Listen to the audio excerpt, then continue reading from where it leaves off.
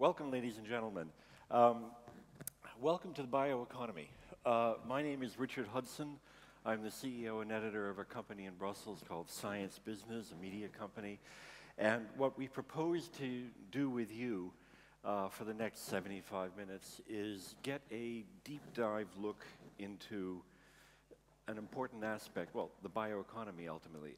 What is that? I don't know. We're going to find out what it is. What is our definition of it? What's the technology involved in it? What's the capital that's required for it? Where could this go in the future? To discuss that, first, I want to introduce Julian Kindelera. Julian, come on up. Julian Kindelera, again, have a seat, Julian. He's Emeritus Professor of IP Law at the University of Cape Town in South Africa. He's also a former professor of biotechnology and society at TU Delft in the Netherlands. And particularly relevant for this discussion right now, he is also president of an organization called the European Group in Ethics in Science for the European Commission. So this group, by its friendly acronym EGE, has been studying for several years some of the ethical questions that arise. And of course, I think we'd all agree that that's part of what we're talking about in the bioeconomy.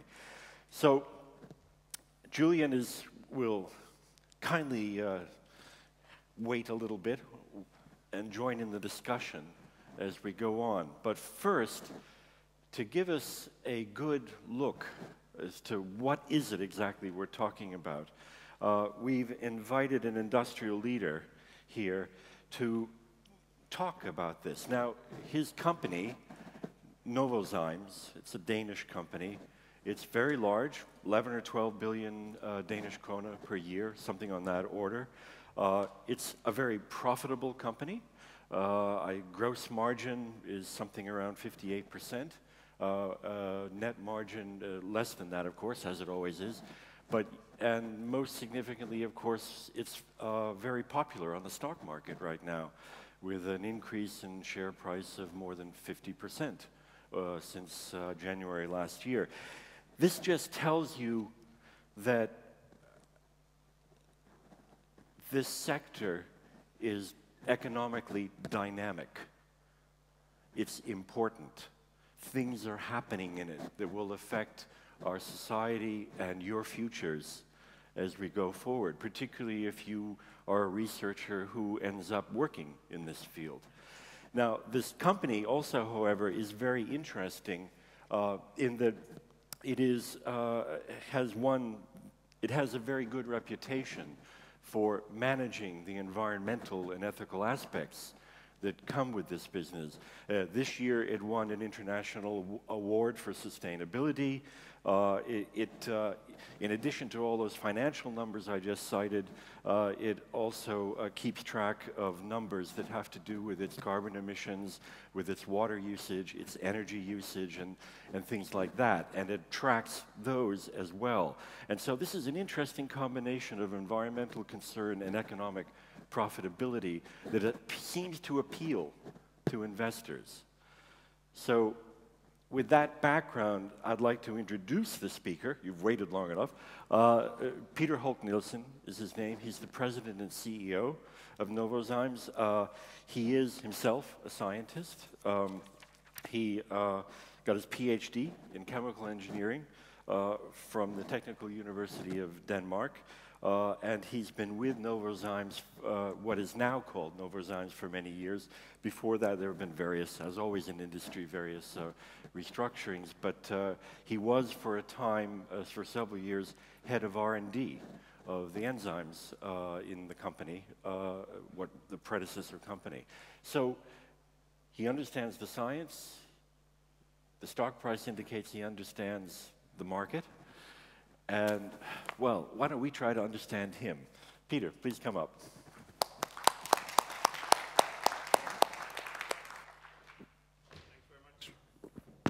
Thanks very much, Richard. I think you're setting me up for failing here. I'm not sure I understand all these bits and pieces. Just to build on your last point, I think what I do understand is that the company is all about long-term value creation, and that is about sustainability. And therefore, as an organization, we actually measured on sustainability. So we all have a significant part of our income from the company is actually based on how well we do in terms of sustainability. So it's not only something we're tracking, it's actually something that we all get paid for too. I'm going to talk a bit about Novozymes, and I'm going to take you into this fascinating world of industrial biotechnology. Novozymes is all about the industrial side of things. And just to go through some of the numbers, we are actually a fairly small company. We're only about 6,000 people around the globe. But we're very large in the niches where we play. So in industrial enzymes, we're about half of the world market. This is a biotech business, and we spend between 13 and 14% of our revenues we spend on R&D. That means that when you look at Novozymes, then R&D is almost as large an organization as manufacturing is. It's a very significant part of the company, and it's very, delivering innovation to our customers is kind of the foundation for the growth of the company. As Richard said, we're about €1.5 billion in turnover, which makes us a rather, small company in Europe. But our market cap is about 12 billion euros, so that makes us a large Danish company and a mid-size European company. And I'll try to talk to why the market cap is so high, or share price is so high, if you like. And of course, that all has to do with the expectation of long-term organic growth. That's essentially what determines the share price. What you might want to take away from this slide is that we invest a lot in research and development, and investors believe that by doing so, we're creating the basis for long-term sustainable growth. The markets we're in today is a lot of markets you know very well. About a third of our turnover as a company goes to customers in the household care segment. So any detergent formula in Europe, for sure, would contain our enzyme systems. Actually, some of the most, I would argue, advanced biotechnology of the world is swirling in the laundry machine back home. It's a very fascinating world that I'll get a bit more into. Then about a quarter is for food and beverage, and you may not think of this, but pretty much all the food you're getting in a place like this place will have in one way or the other been processed with the help of different enzyme systems. Then we have a large investment in bioenergy that I'll get back to, and we also have a large investment in biologicals for agriculture. Animal feed is about 10% of our turnover, and that is again helping animals to get more value out of the feed ingredients that we feed them. And then, as any other company, there's a residual which contains a number of different applications. So when you think about Novozymes, think about a couple of technologies that go out there and try to find applications, and that space of applications is changing all the time. That's what creates the basis for a lot of solid organic growth. Now, where is industrial biotech going? Well, we think it's going to play a larger and larger role. It certainly plays a much bigger role today than it did 10 years ago, and it's going to continue. And we just took some of the reports that's out there. The OECD is very bullish on what they think biotech is going to do. So 2.7% of global GDP is going to be based on biotech in a couple of decades. The World Wildlife Foundation, not surprisingly, have the belief that biotech can make an incredible saving on CO2. And as Richard pointed out, we keep track on it. And last year, we and our customers saved about 52 million tons of CO2. That probably doesn't really, I mean, it's not that descriptive, but that's roughly 9 million cars. So Novozymes is not it's not going to save the world, but we actually, together with our customers and the technologies we work with, we make a significant reduction in CO2 emissions. And then last but not least, you have the World Economic Forum that also believes that biotech, their working groups believe that biotech is going to play a much, much larger role. And why is that? That's because biotech, and I'll talk about our product offerings too, biotech really helps companies, consumers save a lot of energy, it saves water, it's a smart use of raw materials. If you want to put it in a very kind of headline version, then nature is very smart in its way of using resources, and biotech is just an industrialized version of what nature does. So it's a very smart way of working with resources. So generally when we out there with our customers and innovate, it's always innovate to get more with less. Energy efficiency is incredibly important. Waste generation is important. Less raw materials. I told you about feed enzymes that on average saves maybe 4 or 5% on a feed formula, that you need to feed less because you have a much better use of the actual ingredients. A lot of chemicals are being replaced with biotechnology.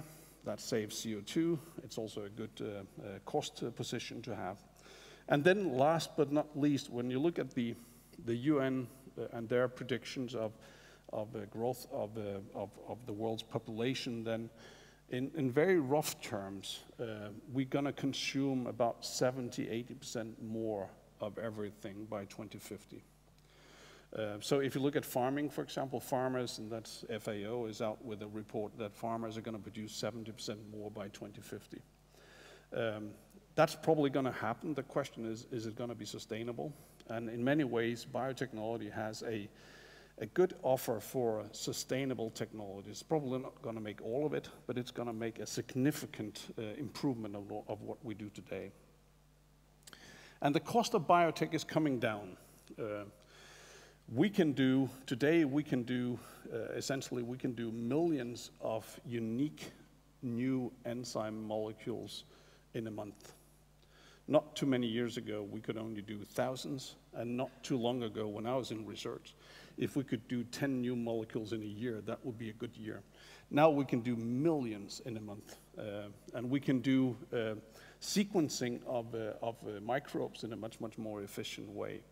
And up here on the top, it's very difficult to see, but the top up there is the cost of sequencing, and it essentially says that if you put like $10–20 in a couple of years' time, and you buy sequencing, then you can probably do as much sequencing as we could in a year 15 years ago. So the cost is coming down dramatically, and it means the access to knowledge, to sequences, is just exploding. And that creates a fantastic amount of opportunities, because we start to understand much better how nature do these things. Now, in order to make it accessible for us as consumers, of course, we need to have it worked into products and processes. And that's why the relationship we have with our customers becomes much more important. A company like Novozymes can't do it on its own. It needs a very tight collaboration with customers. And then, of course, a lot of, if you like, prudent management of a pipeline that explodes because there's so many opportunities. We do this in a global structure. I think these technologies, certainly biotechnologies, is a very international, it's a global business. And with that market share we have, we of course get to every corner of the world. An example is, for example, what we do with Procter & Gamble, who's one of the leading household care products manufacturers. They would, like any other household care laundry detergent manufacturer, agree that they have only few levers of differentiation. One of them would be the enzyme systems. One of them is polymers, and the other one is fragrances. So there's an intensive, interactive development and research program with these large customers.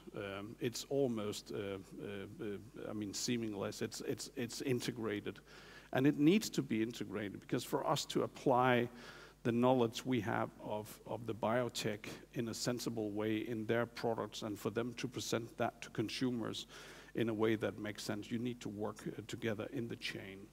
So these large customers, it's not only Procter & Gamble, but a number of these large customers, they become more and more important for our ability to bring new technology into the marketplace. I'll go into a couple of, actually 3 examples. One of them is detergents, and you may think detergents laundry detergents is a fairly simple thing. I don't think it is. There's a lot of development work going into that. And one thing that really, that consumers really care about is to have less energy consumption. And 85% of the footprint of laundering happens in the home of the consumer. It's not the formula, it's in the home of the consumer, and it's all about the energy spent. So therefore, consumers and suppliers, manufacturers of laundry detergents, they have one key goal, all of them.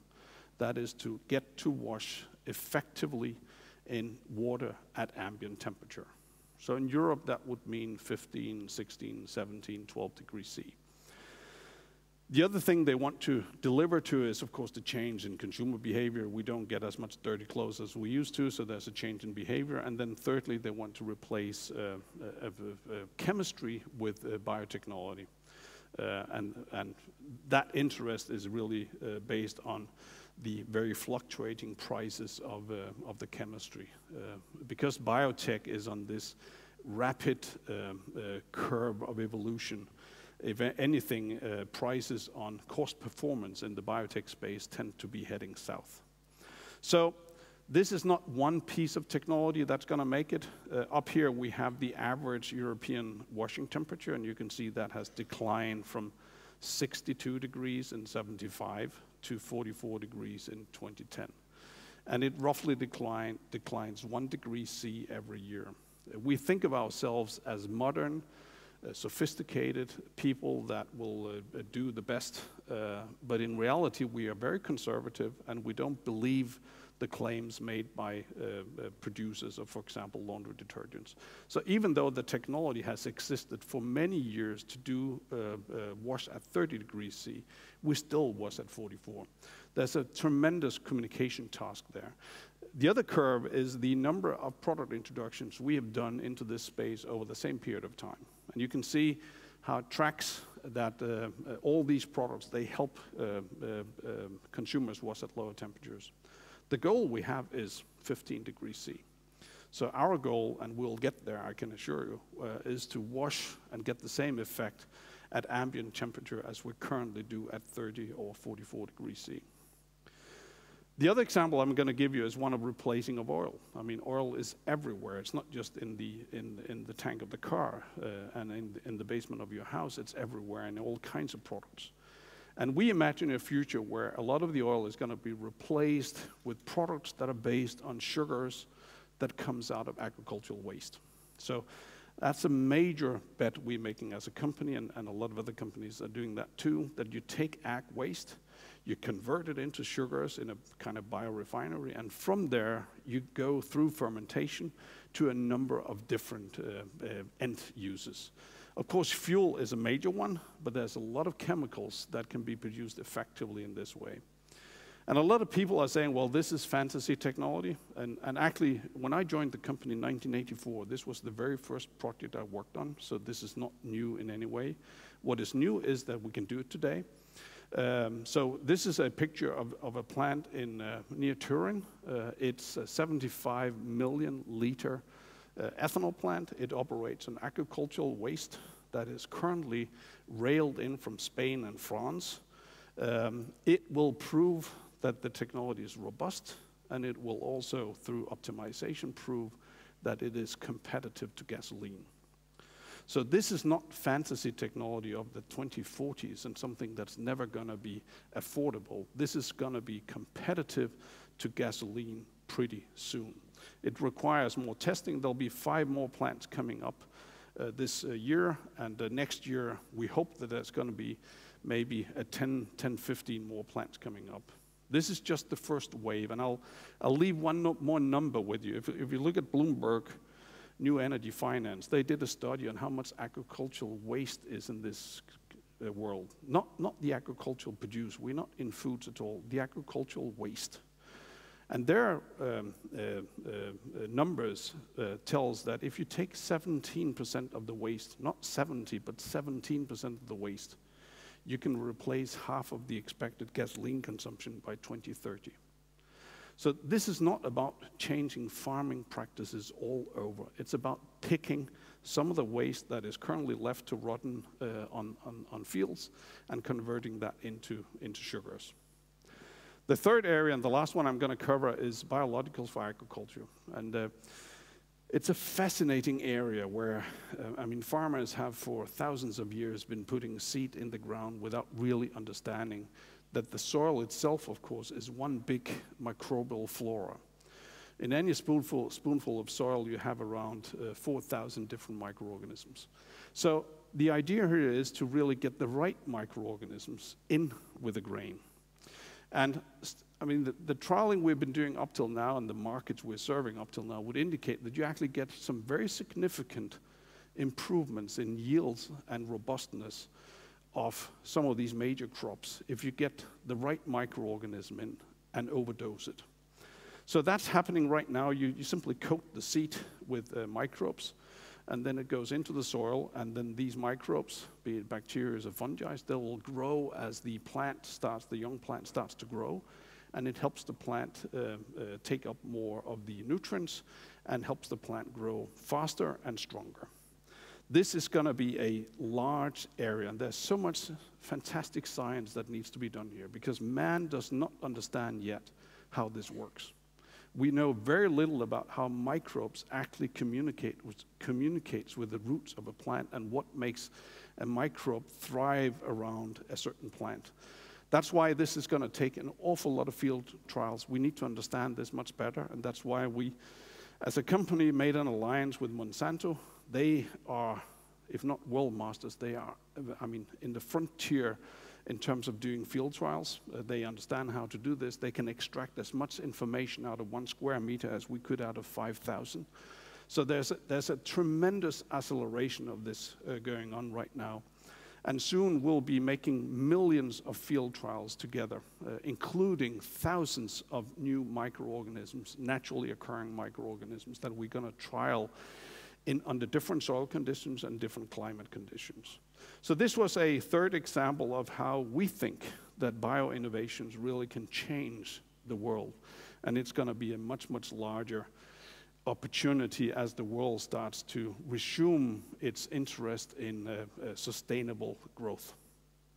That's the end of my piece. Thanks very much. Thanks, Peter. Okay, so first of all, if we could just call this Capitalism 101, if you will. Your company's popular on the stock market. Why do you need all that profit? Could it not be reinvested, some might say, into other, saving the world? I think we are investing 14%, 13-14%, depending on currencies, back into research and development. That's a lot of money, and I actually believe that's about 3 times the Fortune 1000 average. It's farmer standards, and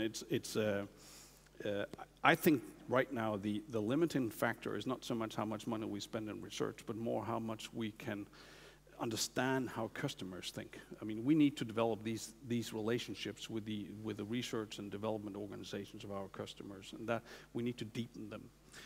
But also, I would say, if you want to go back to capitalism version 1, then to me, maybe it's a bit of a joke, but delivering short term and improving your earnings is like breathing. It's not life itself, but it's like breathing. You need to do that.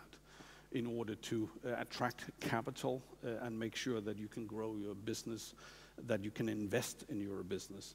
Life itself is about developing these long-term solutions that can help the world grow in a sustainable way. But one should not forget that life is based on breathing. You need to breathe every day. Okay, so how do you breathe? I mean, that is to say, let's take the, I don't really understand the technology well enough. You talked about that you're working with microorganisms. Take me through a little bit more from what's the biology and the chemistry that's happening in most of your products? Well, about 90% of what we do is based on enzyme technology. So enzymes are small proteins that are used by any living organism to catalyze certain processes. And that happens in nature, it happens in our cells, it happens all the time. And we take these technologies from nature, and then we apply them in a different setting. So, of course, nature never thought of a laundry machine, but somehow you can take that technology from nature and apply it in an effective way to remove stains in the laundry. We do that by fermenting microorganisms, pretty much as people used to produce beer in this place.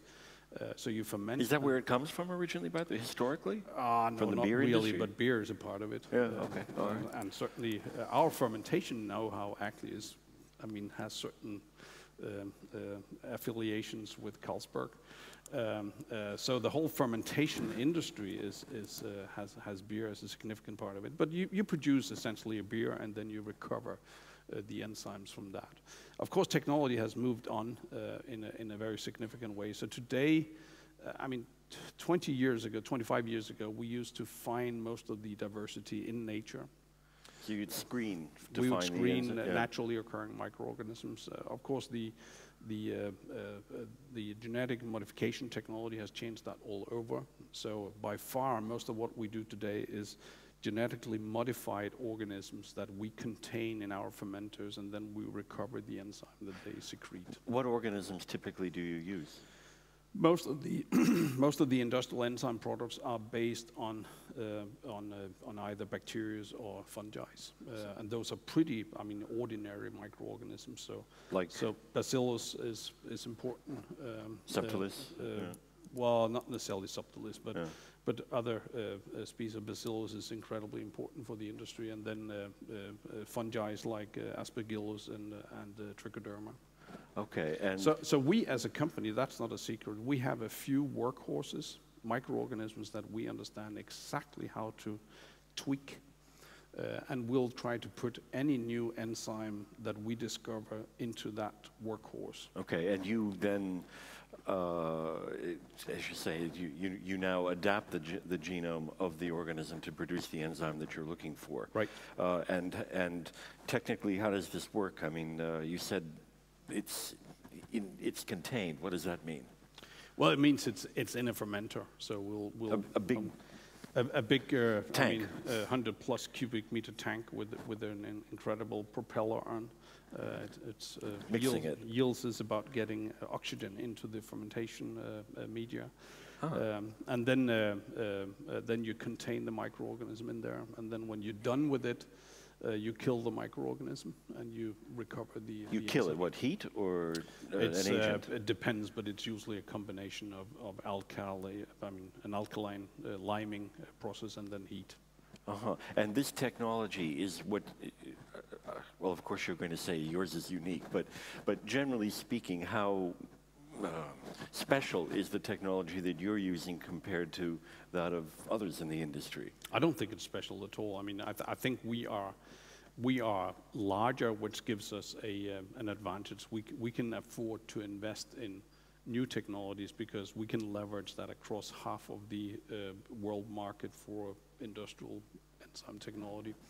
And then I think what makes us unique is this chain from working with customers, development and research organizations, and then all the way back into our laboratories. Okay. I actually think the business system is just as important as the technology itself. Okay, and you say it's contained, and this is getting a little bit closer to Julian's area. How do you know it's contained? Well, because we keep it closed, and we measure, and we have Okay. all kinds of I mean, by regulation in Europe and also the US, you need to have systems to capture incidental spills. So you capture all that, and you kill all the microorganisms before they ever get out of the plant. And we, of course, survey that. You survey with instruments monitoring and We survey that, yeah. Yeah. Would it matter if it did get out with what you're working Well, with? it matters compared to the regulation, because it would be a breach of regulation. I would not mean to imply that the regulation was not based on reality, but I mean, is it? I mean, what are the relative risks here? I think the risks are hard to assess, and we've never had a reason to really assess the risk. We've been looking at areas where, I mean, looking in the lab and also bench scale, where we have genetically modified organisms, and we have never ever seen them be able to survive anywhere. I mean, they are designed to do something that is of no use in nature at all. And therefore, under natural conditions, they tend to die very quickly. But that's not relevant for our business, because in our business we just keep it contained. Okay, all right. Well, Julian, let me bring you into this conversation. You've been waiting ever so patiently there. With your background in biotechnology and IP and ethics, so what is your perspective of how this industry, this technology is evolving? Thanks, Richard. It's fascinating. We're talking about a bio-based society. That's the title of this talk. We have to realize that, in fact, society has been bio-based ever since it began. Indeed, it was less bio-based at the end of the 20th century than it ever had been. But it was assumed that the 21st century would be the century of biology, where we would be able to utilize biology more effectively. And Peder has illustrated some of the mechanisms by which we can use biology more effectively to improve our use of the resources we have in the world. But I think I wanted to broaden it, if I may, because I think the debate, at least in Europe over the last 15 years, has been about putting new technology using biology into agriculture, and the impact on our food and the impact on our environment. So most of the attention, at least in the press, has been on agricultural biotechnology, even though arguably the return on investment is probably better in industrial biotechnology than it is in agriculture. Agriculture produces almost all our food, almost all our fiber, until recently at least, cotton, wool, linen, and so on, hemp, which we're not allowed to smoke. Depends on the state. But if we look at agricultural biotech, we've got something which some countries call LMOs, living modified organisms, others call GMOs, being grown in 28 countries around the world. Almost all maize, almost all soybean, and even canola, oilseed rape, now produced in the world, is genetically modified. Europe has said no to this, including Denmark. We don't want to grow it, and we don't want to eat it. We've required labeling of products, and if you go into the supermarket and look for those labels, they're not there, which means we're not selling them. But almost all our animals are fed on the maize that is produced in Brazil, Argentina, and the United States, and it is genetically modified. So, although I'm very aware that the work of Novozymes is not involved in agricultural biotechnology where the organism is released into the field, I felt I needed to comment on that. You're not Monsanto and you're not Syngenta, although you're now interacting with Monsanto for very good reason. So what is it? Why is Europe saying we don't want these? Why is Europe saying these are dangerous? Because they are. They're dangerous to health, apparently. That's what we're saying. And they're dangerous to the environment, we're saying. Neither of which is probably true. I used to say that the only evidence that we have of harm to people of eating transgenic organisms is that after 10 years of eating GMOs in the United States, they elected George W. Bush as president. But that's purely a joke. But the really worrying thing for me is that by rejecting these technologies, and we are, and rejecting the use of moving a gene into a relatively defined position in the genome of a plant and growing it in order to improve the yield and improve its resistance to factors in the field, including drought, too much water, and so on, we are actually harming not just Europe, which can afford it, but we're harming those countries, those other 100 countries, which are refusing to use it because they say Europe must know better than we do. And that's the whole of Africa, for example. Except for South Africa and Burkina Faso, we are not growing transgenic organisms. So I'm worried that we are allowing the bio-based economy to grow in North and South America. We're allowing it in industrial biotechnology here in Europe, and we're denying it everywhere else. And to me, the facts don't speak for doing what we've been doing. So I'm happy to hear a science-based argument that says the US, Canada, Brazil, Argentina, China, and to some extent South Africa can use these, but we in Europe won't, and we'll tell all the other countries, don't. Okay, all right, thank you. Peter, any reaction to that? I think it's a very good point being made. I just want to make it clear that as a company nor as an individual do I have any insights in this at all, but I wonder what's going on. And I find myself very often in discussions on food, in particular in relation to fuel and the impact of using farmland to produce fuel. Yeah. And at the same time, you meet NGOs who think that the only future of the world is to go organic, or at least to use non-GMOs. And I just don't see a world where that's possible. It's not possible at all to feed a man on the basis of organic produce, where the yields are often down to maybe a quarter or a fifth of what they are in non-organic produce. It's just not going to happen. And I think we are depriving a lot of people the possibility of getting access to food, and by the way also energy, but just food, because we as a continent is leading this opposition to the use of GMO.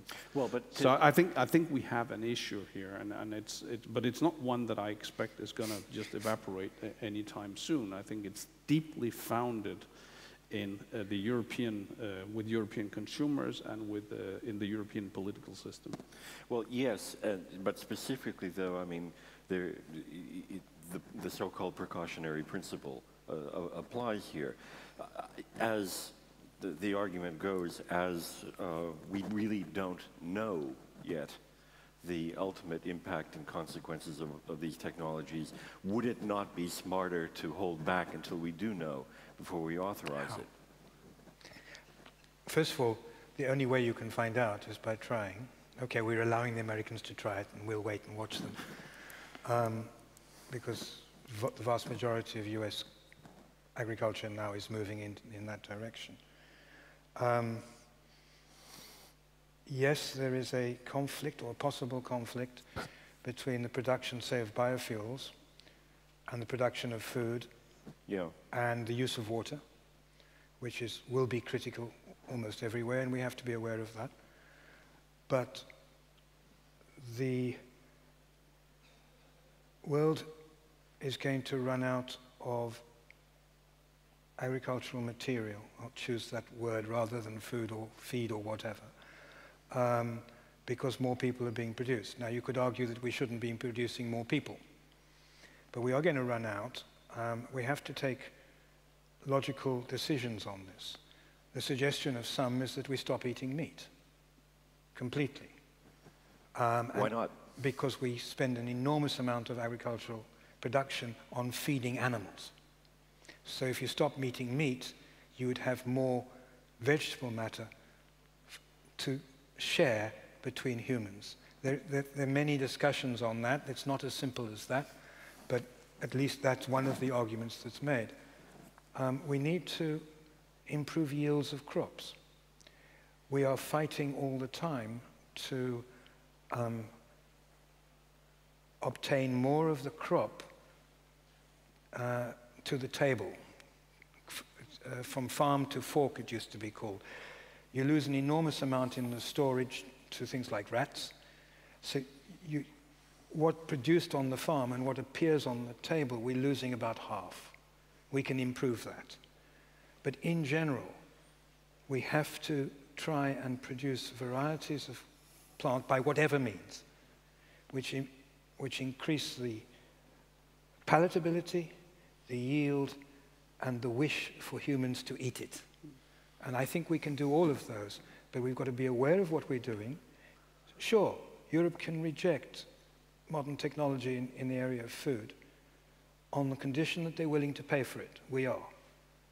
People in parts of Africa can't afford to pay for the higher, the lower yield crops because we're using less efficient agriculture. But what connection is there between what Europe decides to do on regulation within its borders of this technology? What connection does that have to do with what happens to food in Africa? When did you last go into a supermarket and looked at the food that's there? A lot of it's coming from Africa. Kenya, for example, produces most of our peas, beans, and asparagus. Okay? So the global market for... The global market. Yeah. Now, if they had genetically modified peas, or if Europe thought they had genetically modified peas, there aren't any yet, then would they be able to sell it to Europe? No. Right. So their agriculture is based on a presumption that they have to be able to sell it in Europe. Okay. Let's dig a little bit deeper into the bioenergy field. You mentioned, Peter, you mentioned that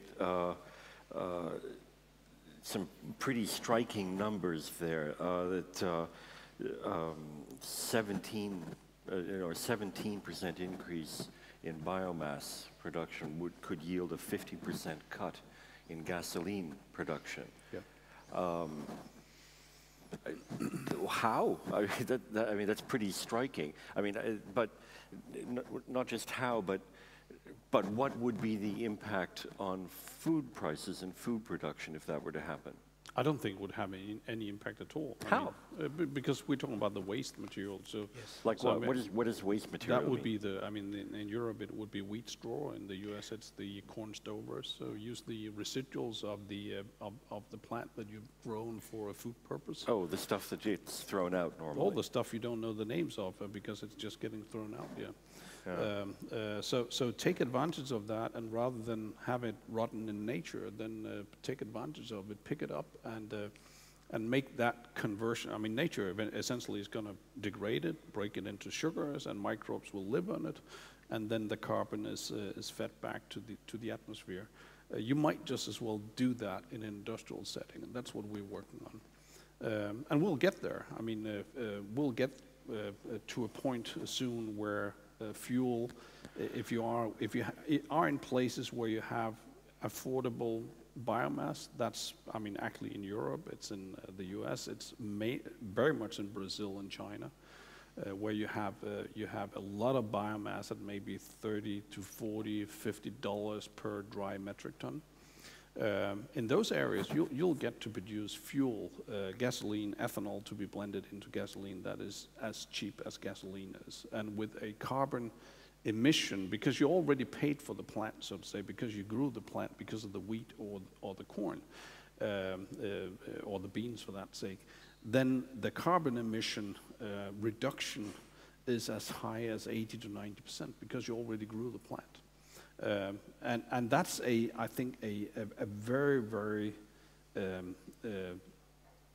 it's going to be a very, very strong technology when you think about reducing the carbon emission from driving cars.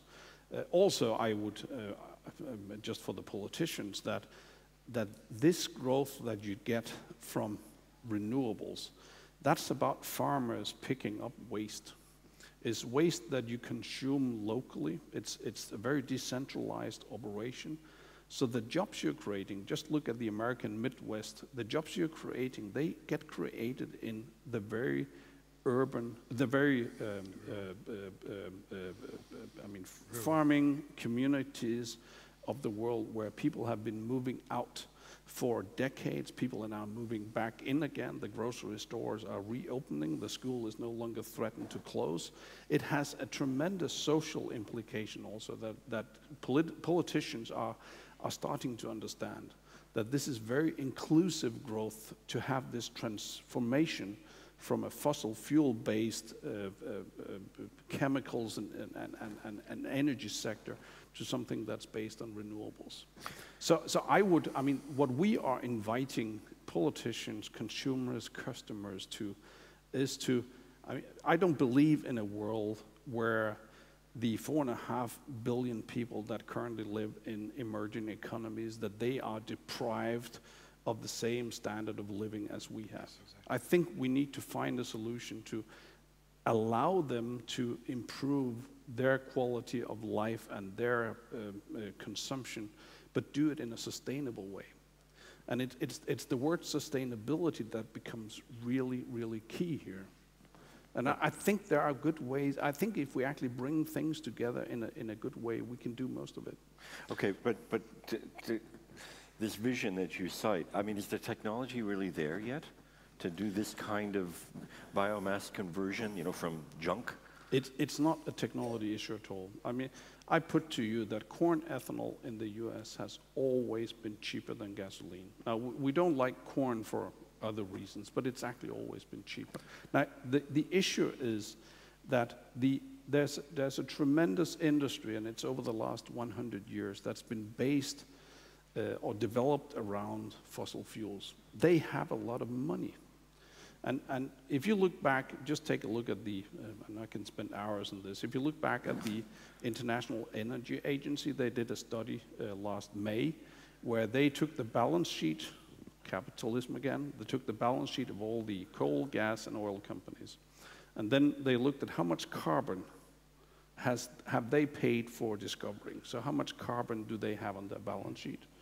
Then they took the other side of it and said, okay, if we only want to allow temperature to increase 2 degrees C over pre-industrial, then scientists tells us that carbon levels, CO2 levels in the atmosphere has to be like this.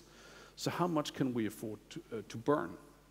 The result is that from now till 2050, we can burn 1/3 of the carbon that's on their balance sheets already. And from 2050 to 2100, we can not burn anything.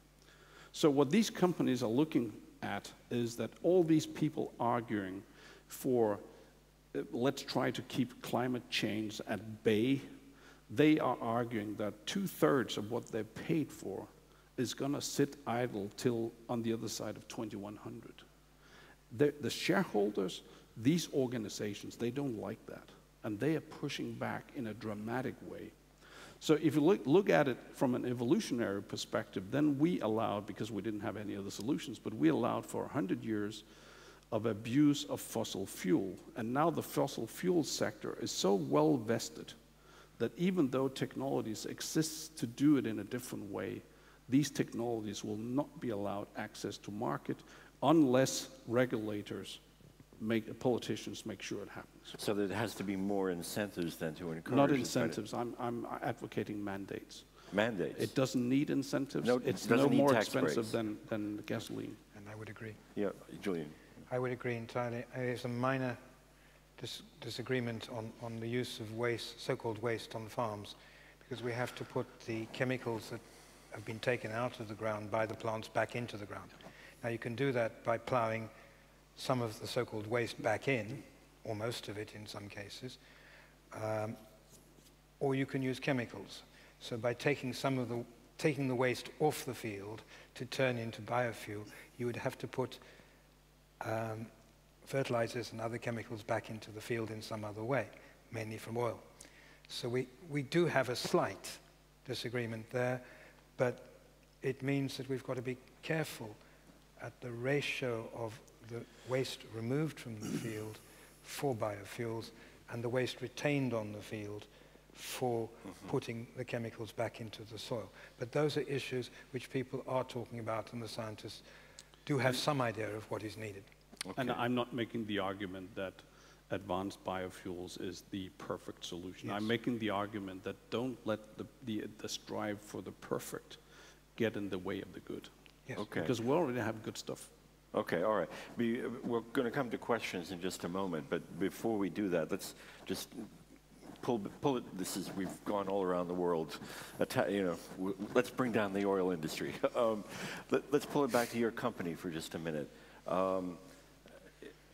How is it that you manage internally this to keep a perspective on some of the environmental measures that you were talking about?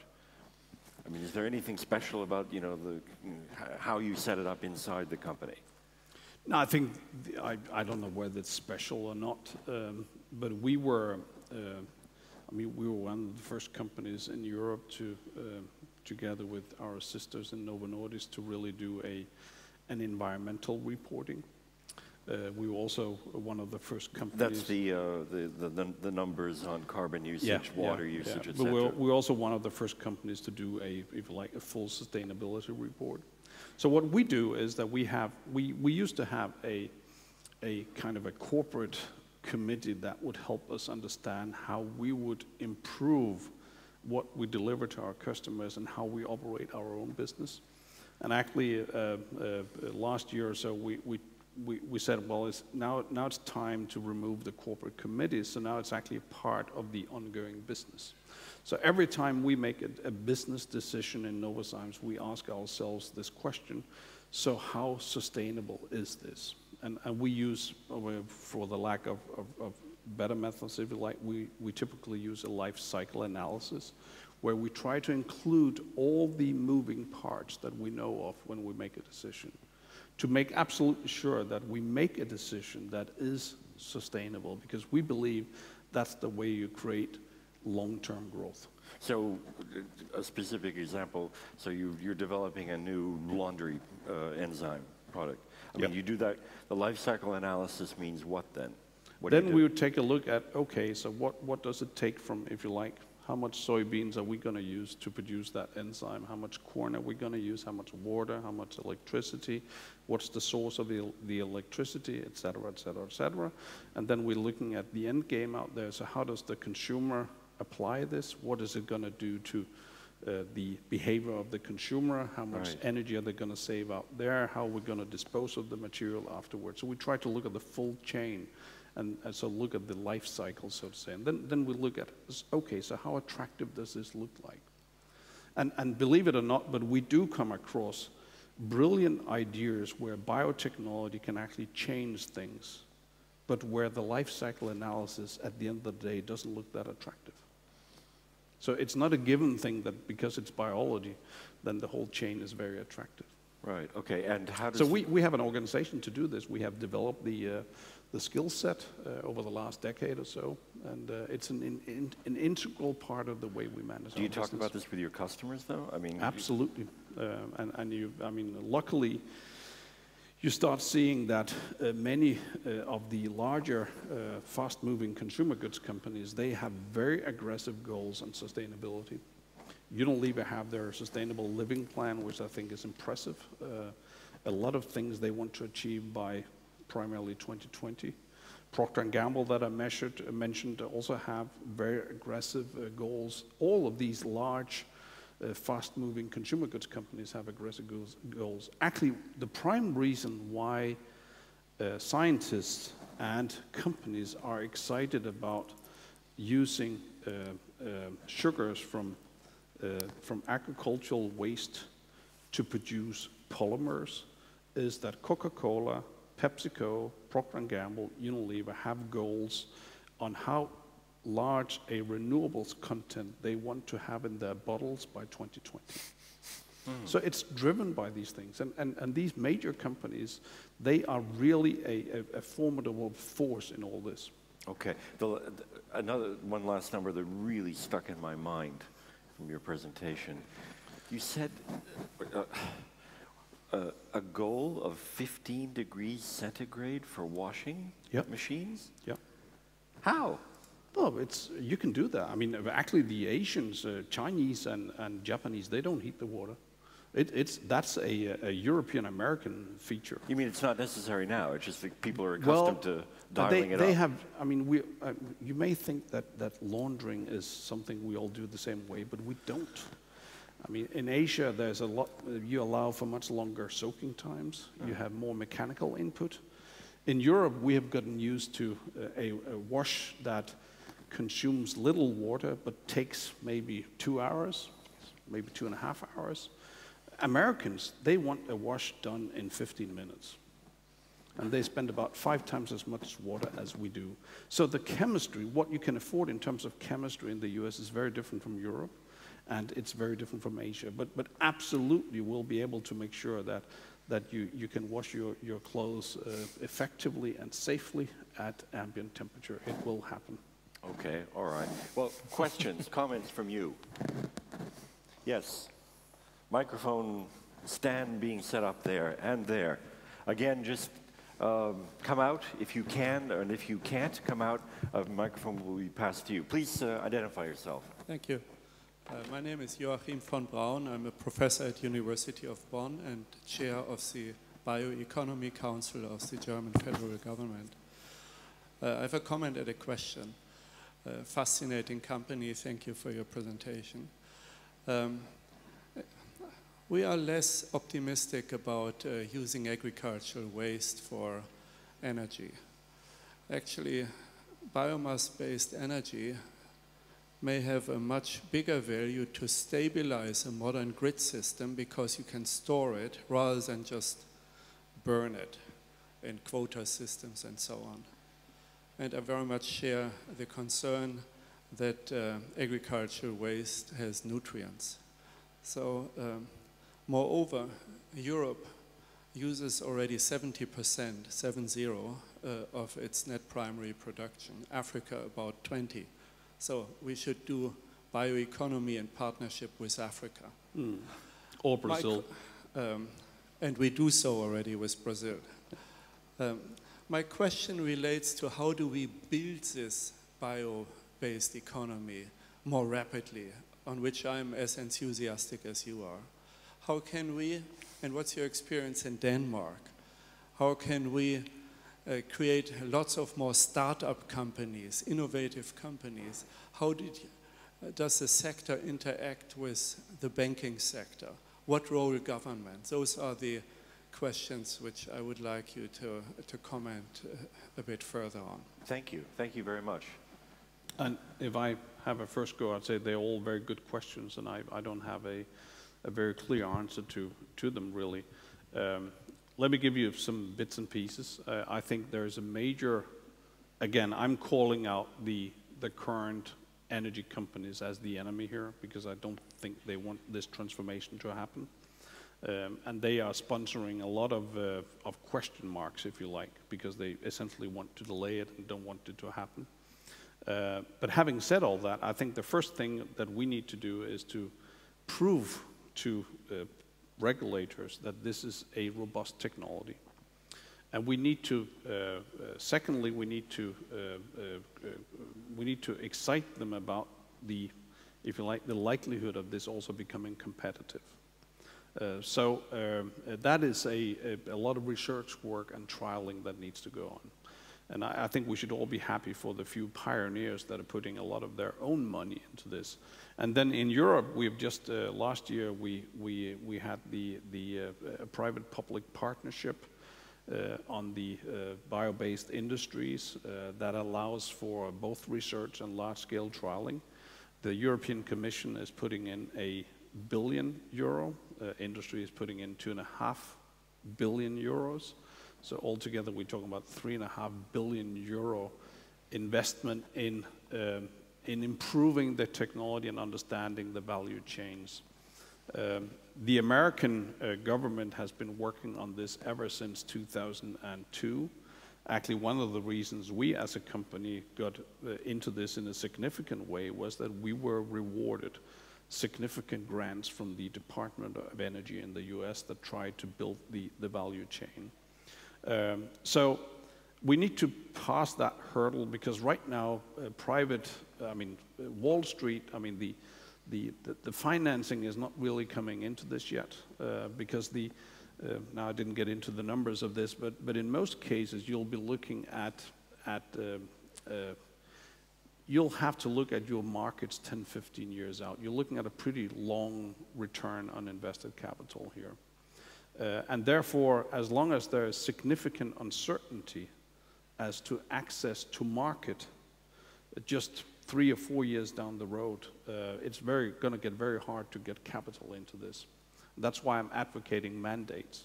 I think the Americans, and I know Europeans have a slightly different view on the use of corn for ethanol, but the Americans actually built an industry that replaces 10% of their gasoline consumption. It saves them about half of the carbon emission from that 10% inclusion. It gives them cheaper fuel. They built that through a mandate system. They mandated the use. So they, if you like, they twisted the arms of the oil companies. And I don't think unless you twist the arms, it's not going to happen.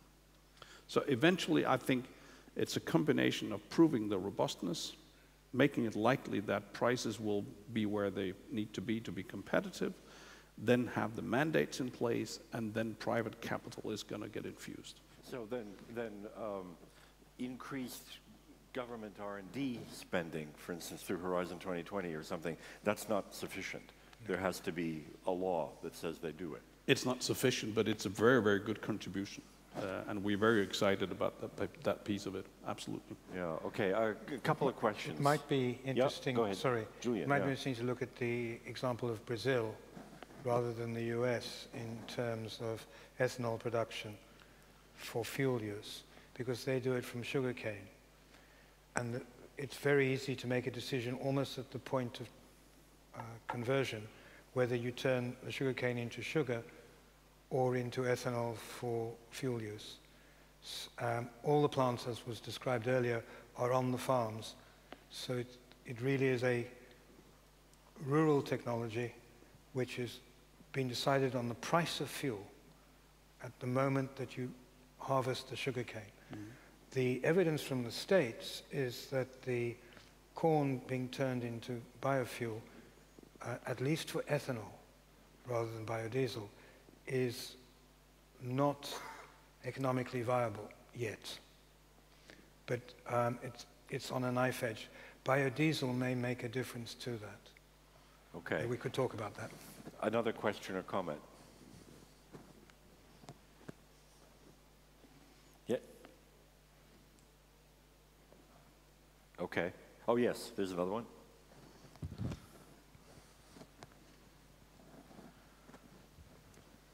Thank you very much. Nick Bodicum, Cardiff University. I head up the European Research Office.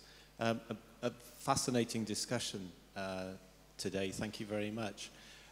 Just a thought about the point as far as, well, perhaps it's going to have to be changing behavior to actually get people not eating meat and so forth.